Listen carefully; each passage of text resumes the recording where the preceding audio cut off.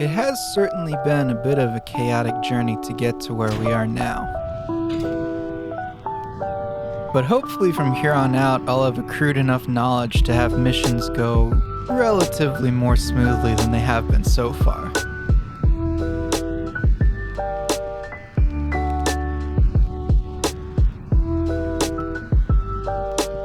The first mission for this video is to go to the moon so that it can bring back all the extra engineers that were sent to fix the docking port mess that was first discovered a couple videos ago.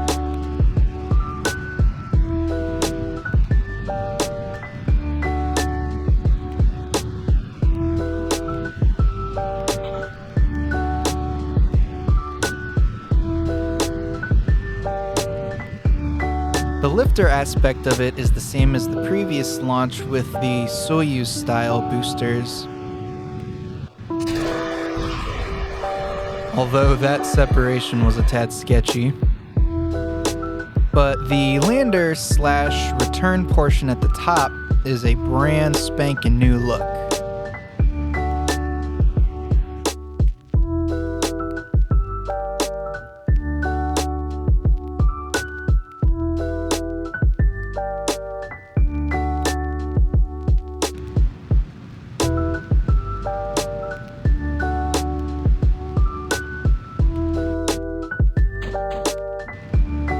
I kind of went for a cross between a miniaturized SpaceX Starship with this other prototype reusable that's called the Dream Chaser.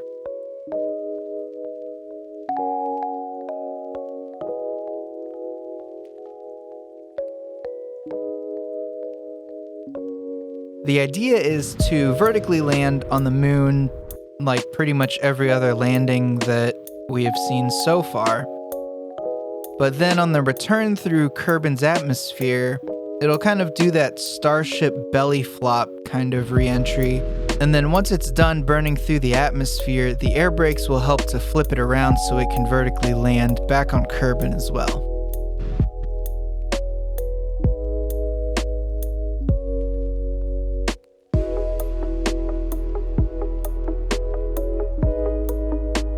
Since this was a crew transfer mission, I decided to wait until the landing site was in its daylight, so the crew could head on over as soon as it landed.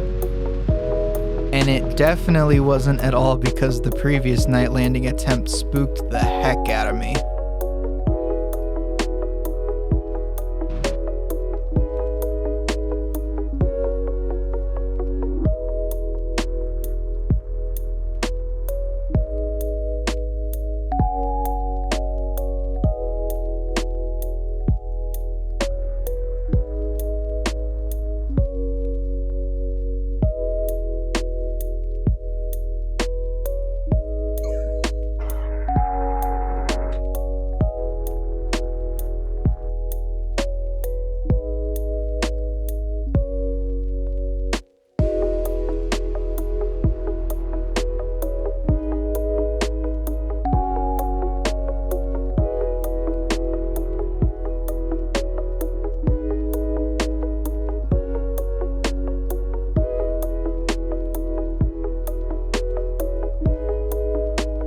And this pause and stuttering here was actually an in-game glitch that I think was being caused by the second stage crashing into the surface, which is what those explosions are that you're hearing.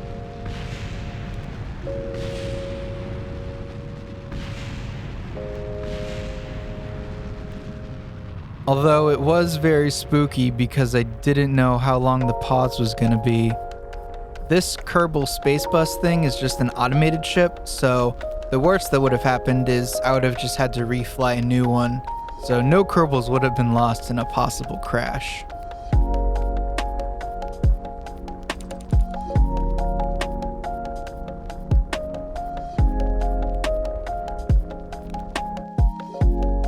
So after touchdown, I went to work flying all of the surplus engineers over, and that was such a long and tedious process that this first one we're watching head over pretty much sums up that entire step of the mission. So once it's back, we're gonna skip ahead to launching back home.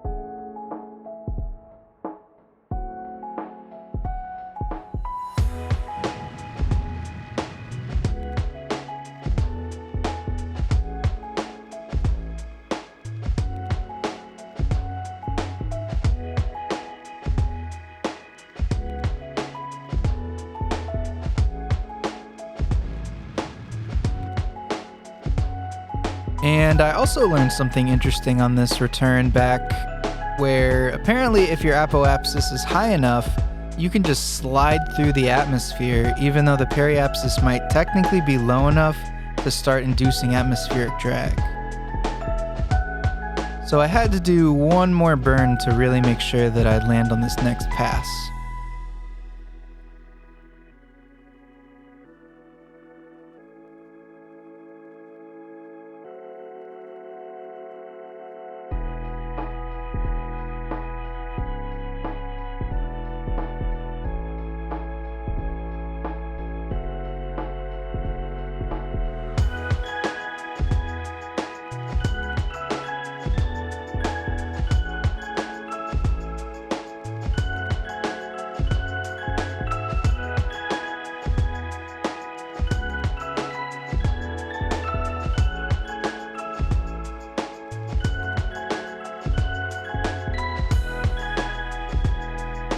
And this re-entry got a little sketchy, and as I tried to pitch the nose up a bit to try to get the heat off of some of those critical landing components, it snapped really hard into a vertical position, and I got really spooked by that explosion and wondered if it would have started flipping out of control if more things started burning up and got the ship's balance really off kilter.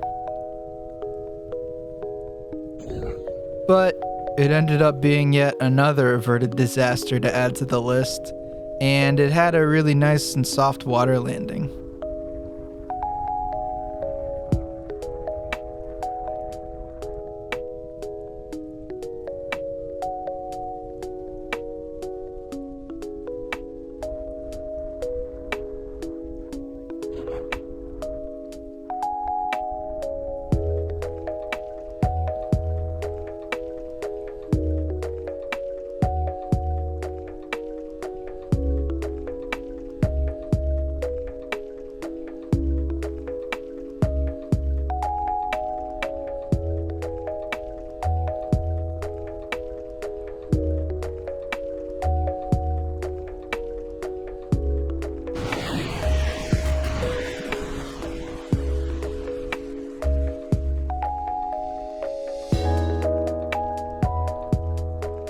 And yep, we do have another launch for this video too.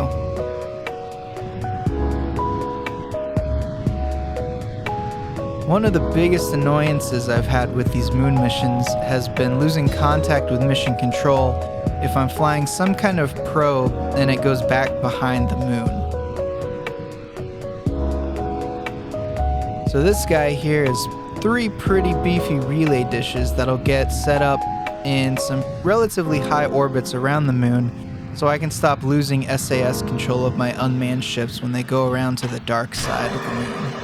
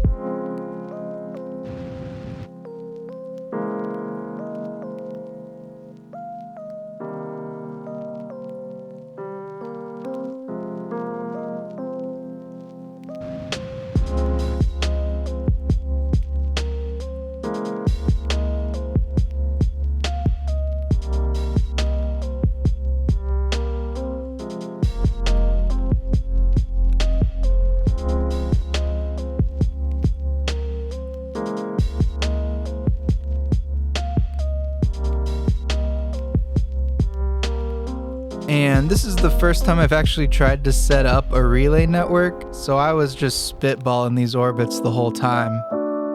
But I was trying to get them up high enough so that they would still be in contact with one another, and that one other satellite would always be in contact with mission control at all times.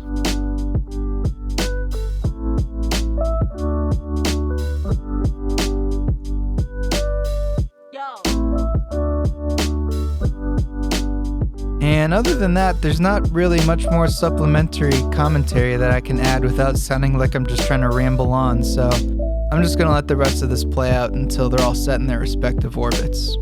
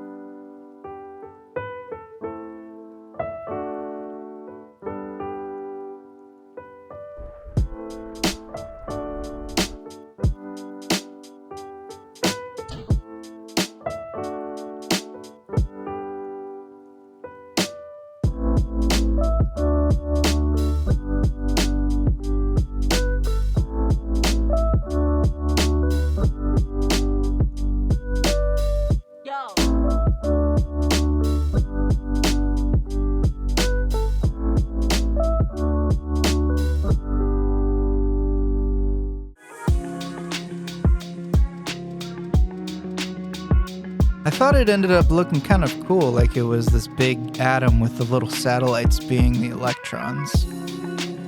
Hopefully it works in practice the way that I was theorizing it would, but we'll have to see.